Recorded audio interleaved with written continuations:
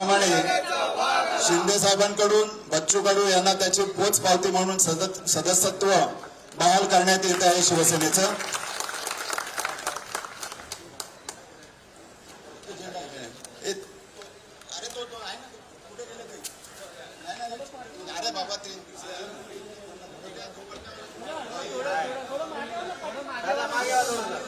या ठिकाणी संपूर्ण प्रहार संघटनेसह आदरणीय बच्चू कडू हे शिवसेना मुख्य नेते व राज्याचे कर्तबगार उपमुख्यमंत्री एकनाथ शिंदे साहेबांच्या शुभ हस्ते शिवसेनेत प्रवेश करत आहे। त्यांच्या हातात हा हिंदुत्वाचा शिवसेनेचा छत्रपतींचा भगवा दिला जात आहे।